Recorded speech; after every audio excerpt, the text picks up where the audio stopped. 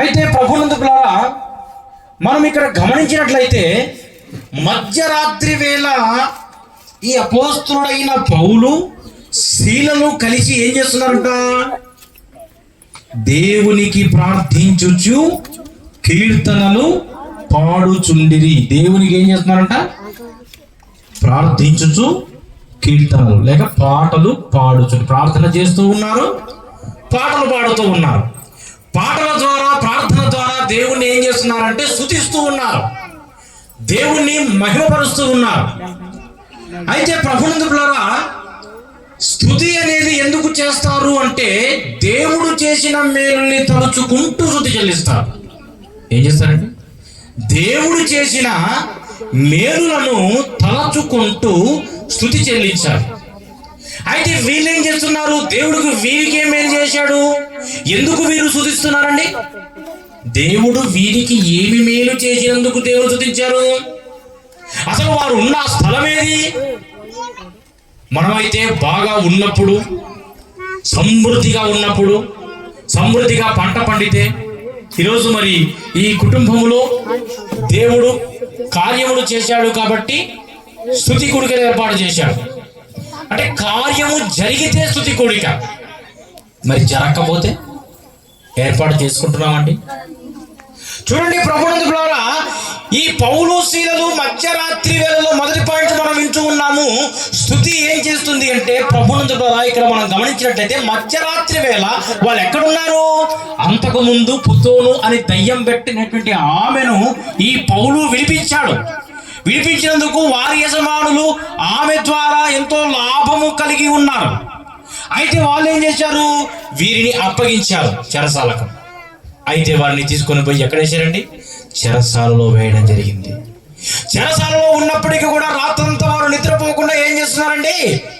దేవుణ్ణి స్తుతిస్తున్నారు, ప్రార్థనలు చేస్తూ ఉన్నారు, పాటలు పాడుతూ ఉన్నారు. అదంతా ఎవరింటున్నారు? పాటలు పాడడము, ప్రార్థన చేయడం ఎవరింటున్నారండి? ఖైదీలు వినుచున్నారు. ఖైదీలు అంటే ఎక్కడుంటారు ఈ ఖైదీలు? చెరసాలలో ఉంటారు. వీరు సువార్తను ప్రకటిస్తున్నందుకు, అలాగనే అక్కడ ఆమెకు దయ్యం పట్టిన ఆమెను విడిపించినందుకై ఏం చేశారండి? వారి యొక్క బిజినెస్ దెబ్బతింటుందని ఈ పౌలును శీలను చెరసాలలో వేయడం జరిగింది. అయితే ప్రభునందులారా, ఇక్కడ మనం గమనించినట్లయితే మధ్యరాత్రి వేళలో ఈ పౌలు శీలలు ప్రార్థనలు చేస్తున్నారు, పాటలు పాడుతూ ఉన్నారు. ఆ సమయంలో ఖైదీలు వినుచున్నారు. అంతలో ఏం జరిగింది? చదవండి 26వ వచనం. ఏమి జరిగింది? అప్పుడు అకస్మాత్తుగా మహాభూకంపము కలిగెను. ఏం జరిగిందండి? అప్పుడు అకస్మాత్తుగా మహాభూకంపం కలిగింది. వీరేమో స్తుతిస్తున్నారు. అకస్మాత్తుగా అంటే తెలుసా ఏంటి? అకస్మాత్తుగా అంటే సడన్ గా 3వ తరగతిలో పాట ఉంది, పరుగు అనేటువంటి పాట. ఇప్పుడు కాదు, కొన్ని ఏళ్ల క్రితం. కుందేలంట ఒక చెట్టు కింద పడుకుందంట. ఒక చెట్టు కింద కుందేలు పడుకున్నప్పుడు ఆకాశం నుండి ఒక శబ్దం వినబడిందంట. ఎవరికి? కుందేలుకి. శబ్దం వినబడి ఏంటి భూకంపం వస్తుందేమో అని చెప్పి పరిగెత్తుకుంటా పోయి ఎవరికి చెప్పిందంట? ఏనుగు చెప్పిందంట. ఇదిగో నేను ఒక చెట్టు కింద పడుకున్నాను, ఆ చెట్టు కింద ఒక పెద్ద శబ్దం వచ్చింది, భూకంపం వచ్చిందని చెప్పేసి వచ్చేస్తున్నాను, ఇక్కడి నుంచి మనం వెళ్ళిపోదామని చెప్పేసి ఏనుగుతో అయిందంట. ఆ ఏనుగు కుందేళ్ళు రెండు వెళ్ళి ముందుకు వెళ్ళి ఇంకొక జంతువుని కలిశాయి. ఏదో ఒక జంతువు అనుకుందాం, ఒక అక్కడ అడవిలో ఉండేటువంటి జంతువుల్లో ఒక జంతువును కలవడం జరిగింది. పులిని కలిసింది అనుకుందాం. పులిని కలవడం జరిగింది. పులిని కలిసినప్పుడు ఈ ఏనుగు పులికి ఏం చెప్తుంది? కుందేలు ఒక చెట్టు కింద పడుకుంది. అయితే అకస్మాత్తుగా ఒక శబ్దం వచ్చింది. ఏంటంటే అకస్మాత్తుగా ఒక శబ్దం వచ్చింది, భూకంపం వచ్చిందేమో అని చెప్పేసి పరిగెత్తుకుని నా దగ్గరకు వస్తే మేమిద్దరం కలిసి పరిగెత్తుతున్నాము, నువ్వు మధ్యలో కలిసావు, నీకు చెప్తున్నావు. తర్వాత ఈ మూడు కలిసి పరిగెత్తుకుంటూ పోతున్నాయి, మధ్యలో సింహం వచ్చింది. ఆ సింహానికి కూడా ఈ పులి ఏం చెప్పింది? కుందేలు చెట్టు కింద పడుకుంది, అకస్మాత్తుగా శబ్దం వచ్చింది, భూకంపం వచ్చిందేమో అని చెప్పేసి మీ ముగ్గురం పరిగెత్తుకుంటూ వస్తున్నాము, నీవు పరిగెత్తు అంటే, అవునా ఎక్కడ వచ్చింది భూకంపము? సరే చూద్దాం పదా అని చెప్పేసి ఈ కుందేలు పడుకున్న చోటుకి వెళ్ళిందంట. ఏంటంటే కుందేలు పడుకున్న చోటుకి చూపించడానికి వెళ్ళిందంట. అక్కడ చూస్తే మన టెంకాయ చెట్టు ఉంటుంది కదండి, టెంకాయలు కొన్ని టెంకాయలు ఒక గుత్తి ఉంటుంది కదా, ఆ గుత్తి కింద పడిపోయింది. ఆ గుత్తి కింద పడేసరికి శబ్దం వచ్చింది. అప్పుడు భూకంపం వచ్చిందేమో అని చెప్పేసి అకస్మాత్తుగా ఈ కుందేలు పరిగెత్తుకుంటూ పోయి మిగతా జంతువులను కూడా ఏం చేసిందండి, నవ్వుల పాలు చేసింది.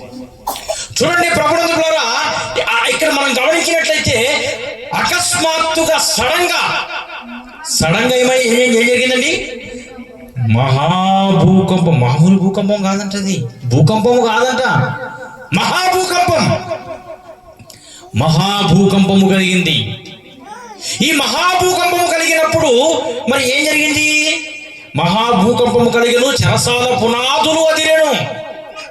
పునాదులు అదిరితే బిల్డింగ్ ఉంటుందండి. చెరసాల పునాదులు అదిరాయి, వెంటనే తలుపులన్నీ కూడా తెరుచుకున్నాయి, అందరి బంధకాలు ఊడిపోయాయి.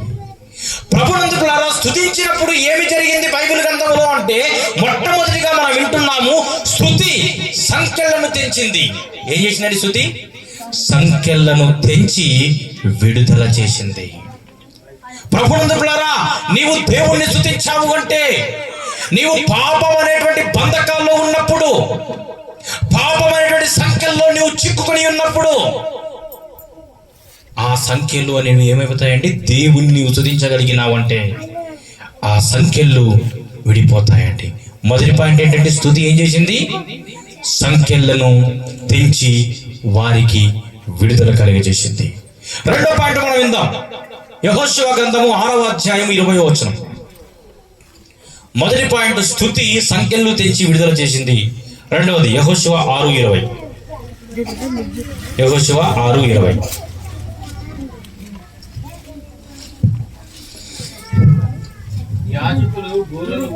యాజకులు బూరలు ఊదగా ప్రజలు కేకలు వేసిరి.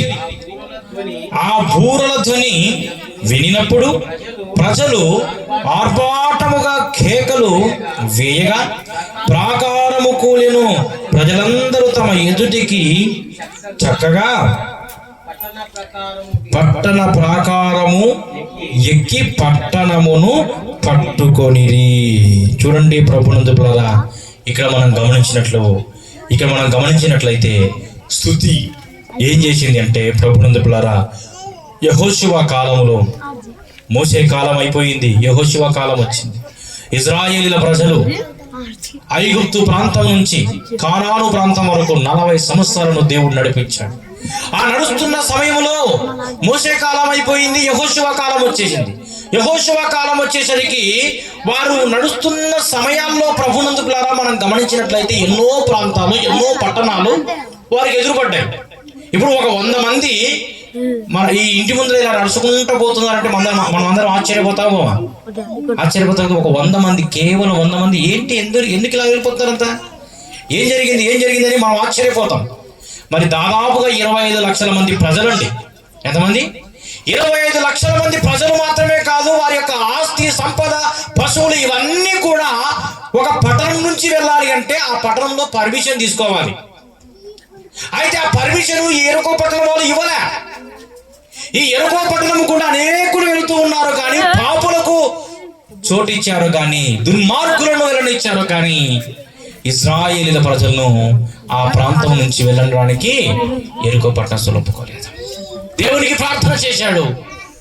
అయితే ప్రభునందులారా, అక్కడ యాజకులు బూరలు ఊదగా ప్రజలు కేకలు వేసిరి. ఆ బూరల ధ్వని విన్నప్పుడు ప్రజలు ఆర్భాటముగా కేకలు వేయగా అక్కడ వాళ్ళు ఏం చేస్తున్నారంటే, ప్రజలందరూ కూడా దేవుణ్ణి స్తుతించారు. ఎరికో గోడలు ఏమైపోయాయంటే ప్రభునందులారా, ఇక్కడ మనము వింటున్న వాక్యం ప్రకారంగా స్తుతి ఏం చేసిందంటే ప్రాకారాలను పడగొట్టింది. మొదటి పాయింట్ ఏంటంటే, స్తుతి ఏం చేసింది, సంఖ్యలు తెంచింది. రెండో పాయింట్ ఏం చేసింది, స్తుతి ప్రాకారాలను పడగొట్టింది. ప్రభునందులారా, ఈ ప్రాకారాలు అంటే కాంపౌండ్ ప్రాకారాలు గోడలు మనం గమనించినట్లయితే ఇప్పుడైతే ఒక 9 ఇంచులో 12 ఇంచులో లేకపోతే ఒక అడుగో 2 అడుగులో పెట్టుకుంటారు. ఏది కాంపౌండ్ వాల్ని, ఆ గోడ సైజు. అయితే ఆ కాలంలో ఉండేటువంటి గోడలు ఎంత పటిష్టంగా ఉంటాయంటే ప్రాకారపు గోడలు ప్రభునందులారా, మొన్న ఆగ్రాకి వెళ్ళినప్పుడు ఆగ్రాలోనే ఒక పెద్ద కోట ఉంది. ఆ కోట కాంపౌండ్ ఎంత పటిష్టంగా మొత్తం ఎర్రరాయితో కట్టారు. ఎంత పటిష్టంగా ఉందంటే ఆ ప్రాకారం మీద 2 లారీలు కూడా ఈజీగా వెళతాయి. కాంపౌండ్ గోడ మీద. ఏంటండి కాంపౌండ్ గోడ మీద బొమ్మ లారీలు కాదండి, నేను చెప్పేది బొమ్మ లారీలు కాదు, మామూలు పెద్ద లారీలే. ఈ కాంపౌండ్ గోడ మీద 2 లారీలు పోతాయంటే ఎంత బలంగా ఉండాలి ఆ గోడలు. అయితే ప్రభునందులారా, ఎంత బలముగా ఉన్నా, ఎంత పటిష్టముగా ఉన్నా, ఆనాడు యెహోషువ కాలములో యాజకులు బూరలు ఊదినప్పుడు, ప్రజలు కేకలు వేసినప్పుడు, ఆ బూరల ధ్వని విన్నప్పుడు ప్రజలు ఆర్భాటముగా కేకలు వేయక ఎరుకో గోడలన్నీ కూడా కూలిపోయాయి. ఏమైంది? ఎరుకో గోడలు కూలిపోవడం జరిగింది. బలమైన గోడలు, పటిష్టమైన గోడలే. వారు ఎప్పుడైతే కేకలు వేశారో, ఎప్పుడైతే దేవుణ్ణి స్తుతించారో, ఎప్పుడైతే ఆర్భాటం చేశారో, ఎప్పుడైతే బూరలు ఊదారో, ఆ గోడలన్నీ కూడా ప్రభునందులారా కూలిపోయాయండి. బాంబు పెట్టినా కూడా ఆ కాలంలో అవి కూలిపోయేవి కాదండి. అంత పటిష్టమైన గోడలు కూలిపోయాయి. స్తుతించినప్పుడు స్తుతి ప్రాకారాలను పడగొట్టింది. మొదటి పాయింట్ ఏంటండి? సంఖ్యలను తెంచి విడుదల చేసింది. స్తుతి ప్రాకారాలను పడగొట్టింది. మూడోది మనం గమనిద్దాం. న్యాయాధిపతుల గ్రంథం 7వ అధ్యాయం, ముందున్న వాళ్ళు మాట్లాడగలమా? న్యాయాధిపతుల గ్రంథం 7వ అధ్యాయం 19 వచనం. అట్లు నడిజాము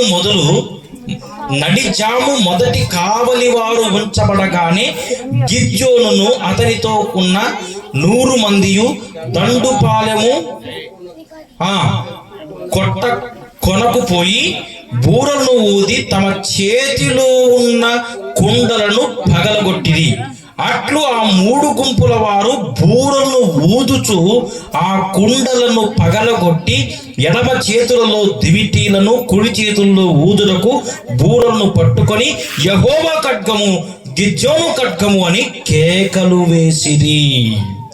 చూడండి ప్రభునందులారా, మిద్యానీయులకు ఇశ్రాయేలు ప్రజలకు యుద్ధము జరిగేటువంటి సమయంలో ఆ కాలంలో న్యాయాధిపతిగా గిద్యోను ఉన్నాడు. గిద్యోను కాలంలో మనం గమనించినట్లయితే ప్రభునందులారా, గిద్యోను కాలంలో మరి దేవుణ్ణి స్తుతించారు. మొట్టమొదటిగా ఈ ఖడ్గము ఎవరిది అన్నారండి? ఈ ఖడ్గము యెహోవా ఖడ్గము అని కేకలు వేశారు. తర్వాత గిద్యోను ఖడ్గము అని ఎప్పుడైతే కేకలు వేశారో ప్రభునందులారా, 23వ వచనం మనం చదువుకుందాం. 21 నుంచి చదువుకుందాం. వారిలో ప్రతివాడును తన చోటున దండు నిలిచి ఉండగా ఆ దండు వారందరూ పరిగెత్తుచు కేకలు వేయచు పారిపోయిన మిద్యానీయులు. ఏమయ్యారండి? స్తుతించినప్పుడు ప్రభునందులారా, స్తుతి ఏం చేసిందంటే శత్రువు సేనలపై విజయం తెచ్చిందండి. మొదటి పాయింట్ స్తుతి ఏం చేసిందండి? మీరు పాయింట్ గుర్తుపెట్టుకోవాలి. స్తుతి ఏం చేసింది? సంఖ్యలు తెంచి విడుదల కలగజేసింది. రెండవది స్తుతి ఏం చేసింది? ప్రాకారాలను పడగొట్టింది. మూడవది స్తుతి ఏం చేసింది? శత్రు సేనలపై విజయం తెచ్చిందండి. ఈ శత్రువులు ఏమైపోయారంటే పారిపోయారు. వారు ఎప్పుడైతే కుండను పగలగొట్టారో, ఎప్పుడైతే వారు బూరలు ఊదారో, ఎప్పుడైతే వారు ఆ దివిటీలను కుడి చేతులతో ఊదుటకు బూరను పట్టుకొని యెహోవా ఖడ్గము, గిద్యోను ఖడ్గము అని ఎప్పుడైతే కేకలు వేశారో ప్రభునందులారా, 23వ వచనంలో మనం గమనించినట్లయితే నఫ్తాలి గోత్రంలో నుండి, ఆషేరు గోత్రంలో నుండి, మనష్షే గోత్రంలో నుండి పిలిపించబడిన ఇశ్రాయేలీయులు కూడుకొని మిద్యానీయులను తరిమి కొట్టారు. మిద్యానీయులను ఏం చేశారండి? తరిమారండి. ప్రభునందులారా, ఇక్కడ మనం గమనించినట్లయితే స్తుతి ఏం చేస్తుందండి? మన శత్రు సేనలను పై మనకు విజయాన్ని తెస్తుందండి. మన శత్రువు ఎవరంటే సాతానుడు. మనము దేవుణ్ణి స్తుతించేటువంటి వారముగా ఉన్నాము అంటే సాతానుడిపై మనం ఏం చేస్తామండి? విజయం కలుగుతుంది మనకు. సాతానుడు ఎన్నో విధాలుగా మనల్ని పడగొట్టాలని ప్రయత్నం చేస్తూ ఉంటాడు. ఎన్నో విధాలుగా మనల్ని నేలమట్టం చేయాలని చూస్తూ ఉంటాడు. ఆ శత్రు సేనపై మనం ఏం చేయాలండి? విజయం తెచ్చుకోవాలంటే దేవుణ్ణి మనం స్తుతించాలి. మనం 3 పాయింట్లు ఉన్నాం. 4వ పాయింట్ ఉంది. 2వ దినవృత్తాంతముల గ్రంథం 20వ అధ్యాయం 22 నుంచి చదువుకుందాం.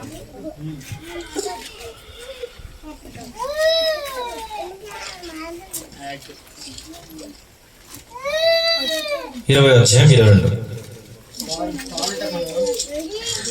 చదవండి.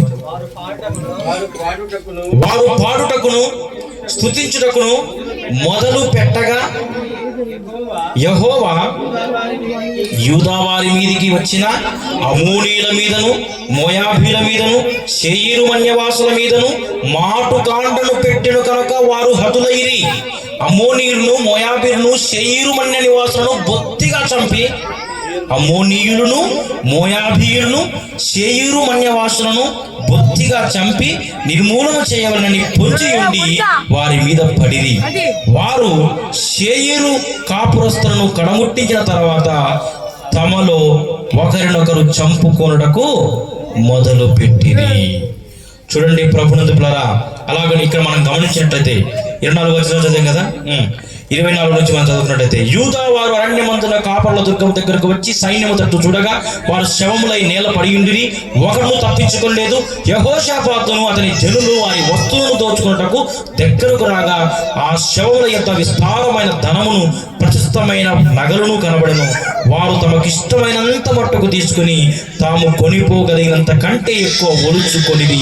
కొల్ల సొమ్ము అతి విస్తారమైనందున దాన్ని కూర్చుటకు 3 దినములు పట్టెను. 4వ పాయింట్ మనం ఎంచుకున్నాం. ప్రభునందు పిల్లరా, స్తుతి ఏం చేసిందంటే దోపుడు సొమ్ము తెచ్చిపెట్టింది. ఇశ్రాయేలీయుల మీద యుద్ధము చేయడానికి ఎవరెవరు ఉన్నారట? అమ్మోనీయులు, మోయాబీయులు, శేయీరు మన్యవాసులు. ఈ 3 ప్రాంతాల వారు యెహోషాపాతు కాలములో యుద్ధము చేయడానికై పూనుకున్నారు.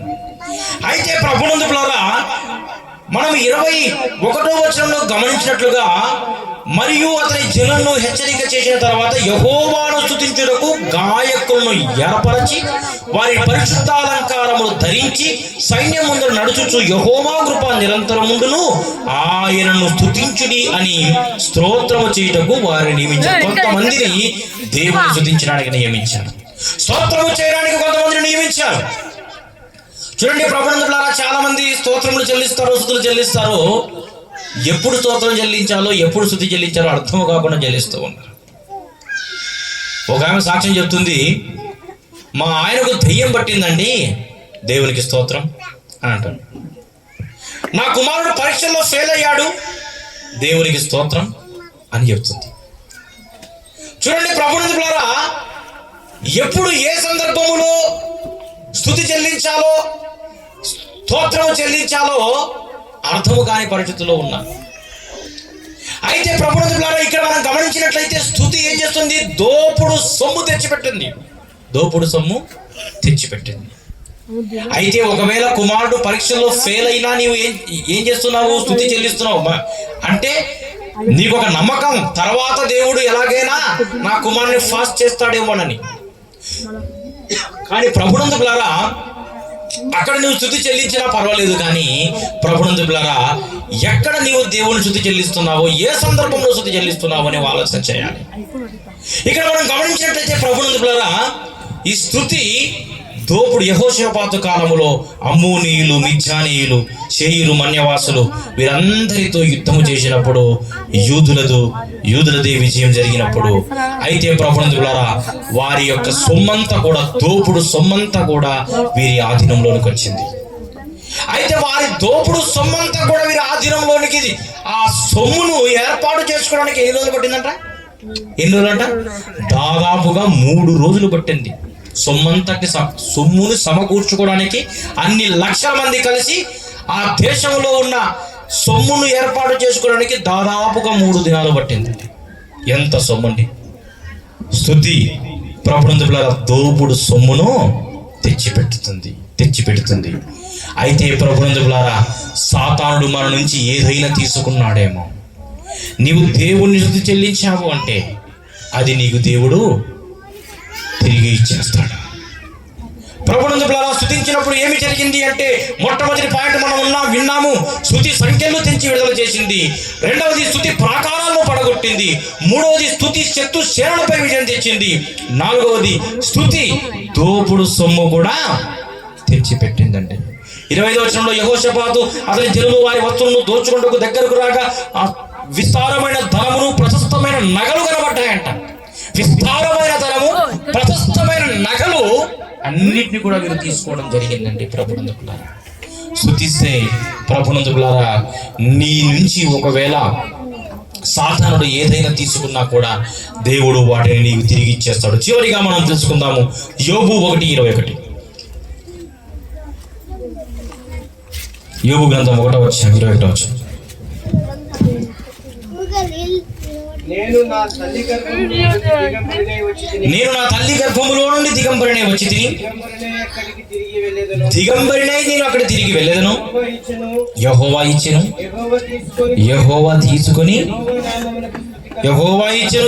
తీసుకొని పోయి యెహోవా నామమునకు స్తుతి కలుగును గాక. ఏ సందర్భంలో చెప్తున్నాడు ఈయన? మనం చెప్పగలుగుతామండి ఆ మాట? మనం చెప్పగలుగుతామండి? ఏం చేస్తున్నాడంటే యెహోవా నామానికి స్తుతి చెల్లిస్తున్నాడు, దేవుణ్ణి స్తుతి చెల్లిస్తూ ఉన్నాడు. ఏ సందర్భంలో స్తుతి చెల్లిస్తున్నాడంటే, ఆ కాలములో ప్రభునందు పిల్లరా, మొదటి అధ్యాయం 1వ వచనంలో మనం గమనించినట్టయితే ఊజు దేశమందు ఒక యోబు అనే ఒక మనుషుడు ఉన్నాడు. అయితే ఇందులోనే మనం గమనించినట్టయితే 3వ వచనం చివరి వచనంలో గమనించినట్టయితే తూర్పు దిక్కు జనులందరిలో అతడే గొప్పవాడిగా ఉన్నాడంట. గొప్ప ఆస్తిపరుడుగా ఉన్నాడు. ఆస్తిపరుడుగా ఉన్నందుకు దేవుడు స్తుతిస్తున్నాడా? లేదండి. అతనికి చూడండి ఎన్ని విధాలుగా దేవుడు అతన్ని ఆశీర్వదించాడంటే, అతనికి 7 కుమారులు అంట. ఎంతమంది అండి? 7 కుమారులు, 3 కుమార్తెలు. ఇంకేంటండి, 7,000 గొర్రెలు, 3,000 వినండి, 7,000 గొర్రెలంట, 3,000 ఒంటెలంట. ఇంకేంటి, 500 జతల ఎద్దులు, 500 ఆడగాడిదలు, బహుమంది పనివారు అతనికి ఆస్తిగా ఉండేది. ఎన్ని గొర్రెలండి, ఎన్ని ఎద్దులండి, ఎన్ని ఒంటెలండి! ప్రభునందు పిల్లరా, 7,000 గొర్రెలు, 3,000 ఒంటెలు, 500 జతల ఎద్దులు, 500 జతల ఎడ్లు, 500 గాడిదలు, బహుమంది పనివారు. తూర్పు దిక్కు జనులందరిలో కూడా ఎవరు గొప్పవాడు అంటే, ఆ కాలంలో ప్రభునందు పిల్లరా, యోబే గొప్పవాడు. ఇవన్నీ ఉన్నందుకు మాత్రమే కాదు, మనం 21వ వచనం వచ్చేసరికి ఇవన్నీ పోయాయండి. చూడండి, 14వ వచనంలో మనం గమనించినట్టయితే ఎద్దులు నాగలి దున్నుచు గాడిదలు వాటి సమీపంలో మేయుచుండగా శబాయియులు వాటి మీద పడి వాటిని పట్టుకుని పోయి ఖడ్గముతో పని వారిని హతము చేసిరి. ఏంటివి? ఎద్దుల్ని. ఎన్ని ఎద్దులంట? 500 జతల ఎద్దులు. ఇంకేంటి? గాడిదలు, 500 గాడిదలు, 500 జతల ఎద్దులు, 500 ఆడగాడిదలు. శబాయిలు వాటి మీద పడి వాటిని ఎత్తుకొని పోయారు. వాటిని కాపలా కాస్తూ ఉంటారు. వాటి దగ్గర పని చేసేటువంటి వాళ్ళందరినీ చంపేశారు. ఆస్తి పోయింది, పనివారు కూడా చంపబడ్డారు. తర్వాత ఇంకేం జరిగింది? 15వ వచనంలో 16వ వచనంలో అతను ఇంకను మాట్లాడుచుండగా మరి ఒకడు వచ్చి దేవుని అగ్ని ఆకాశం నుండి 10 గొర్రెలను పనివారిని రగలబెట్టి కాల్చివేశాను. ఒకడు వచ్చి ఏం చెప్పాడండి? ఎద్దులు గాడిదలను ఎత్తుకొని పోయారు, అయితే పనివారిని హతం చేశాడు. అవన్నీ వింటున్న సమయంలోనే మరొకడు వచ్చాడు. అది బాధలో ఉన్నాడు. ఎద్దులు పోయాయి, గాడిదలు పోయాయి, పనివారు చచ్చిపోయారు అని చెప్పేసి ఆ బాధలో ఉన్న సమయంలో ఇంకొకడు వచ్చాడు. ఇంకొకడు వచ్చి ఏమంటున్నాడు? గొర్రెల్ని పట్టుకొని పోయి ఏం చేశారంట? గొర్రెలను పనివారిని రగలబెట్టి కాల్చివేశారంట. పనివారిని, గొర్రెల్ని రగలబెట్టి ఆకాశం నుంచి అగ్ని వచ్చి, చూడండి ప్రభునందు పిల్లరా, ఆకాశం నుండి దేవుని అగ్ని ఆకాశం నుండి పడి గొర్రెలను పనివారిని రగలబెట్టి కాల్చివేసెను. చూడండి ప్రభునందు పిల్లరా, ఆకాశం నుండి ఒక అగ్ని వచ్చింది. ఆకాశం నుండి ఒక అగ్ని అంటే దేవుని అగ్ని ఎందుకు వచ్చిందంటే అదొక పరీక్షగా అతనికి ఉన్నదండి. అయితే ప్రభునందు పిల్లరా, అగ్ని వచ్చి ఆకాశం నుండి అగ్ని రావడం ద్వారా ప్రభునందు పిల్లరా ఆకాశం నుండి అగ్ని రావడం ద్వారా ఏమి జరిగిందండి? గొర్రెలు అలాగునే పనివారు కాల్చబడ్డారు. ఆ శాఖలో ఉన్నప్పుడు ఈ శాఖ తగిలింది, మళ్ళీ ఈ శాఖలో ఉన్నప్పుడు ఇంకొక శాఖ. ఒంటెలు కూడా ఏం జరిగిందండి? ఒంటెలు అతను ఇంకనూ మాట్లాడుతుండగా మరి ఒకడు వచ్చి కల్దీలు 3 సమూహములుగా వచ్చి ఒంటెల మీద పడి వాటిని కొనిపోయి ఖడ్గము చేత పనివారిని. ఇప్పుడు ఎవరు వచ్చారంటే బబులోని వాళ్ళు వచ్చారు, కల్దీలు వచ్చారు. కల్దీలు వచ్చి ప్రభునందు పిల్లారా ఏం చేశారండి? ఒంటెల మీద పడి వాటిని తీసుకొని పోయారు, ఖడ్గములతో వాటికి పనివారుగా ఉన్న వారిని చంపేశారు. ఆ శాఖలో ఉన్నప్పుడే ఇన్ని శాఖలు తగిలాయండి. మొదటిగా ఎద్దులు గాడిదలు, రెండవది పనివారు, రెండవదిగా గొర్రెలు పనివారు, మూడవది ఒంటెలు పనివారు. ఈ 3 శాఖలు తగిలినప్పుడు ఇంకొక శాఖ తగిలింది.